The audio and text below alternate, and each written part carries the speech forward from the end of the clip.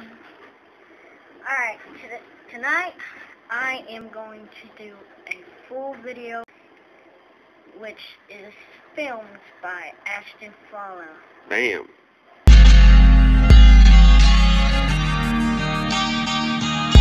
Follow. Whoa.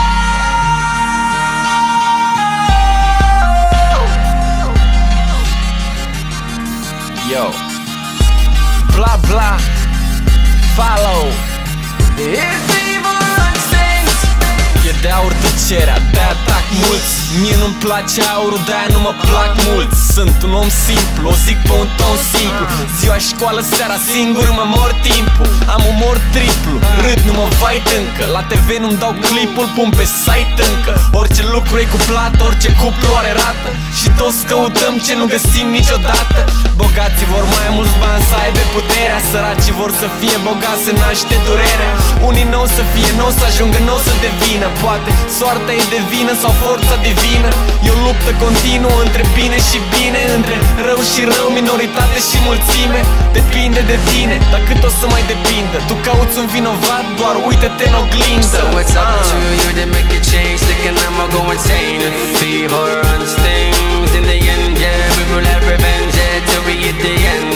Fever runs things. So it's up to you to make a change. Thinking I'ma go insane. Fever runs things. In the end, yeah, we will have revenge, yeah, till we get the end. Fever runs things. Nu găsesc de muncă, nici nu căutam o muncă. Unde să fiu sclav și banii să nu-mi ajungă. Unde să bag ore în șir să vă bău de patron. Cum să lăfăi cu zdrențe nou veiron. În vila de protocol, mesilă de toți ăștia. Cum râd se vede pe față că-s hoți ăștia. Liceu degeaba, facultate degeaba. Profii au evitat, n-au spus cum stă treaba. Nu vreau să știm, poate nu vreau să reușim. Trebuia să aflăm singur, poate cum vrem să fim. Și muzica asta doare, adevărul așa sună. Muzica veselă, aproape toată e minciună. Muzica asta doare, adevărul e grav de tot. Muzica de radio și TV e praf de tot. Și muzica asta doare, de-aia n-o să prindă. Tu cauți un vinovat, doar uite-te în oglindă. So it's up to you to make a change. Thinking I'ma go insane.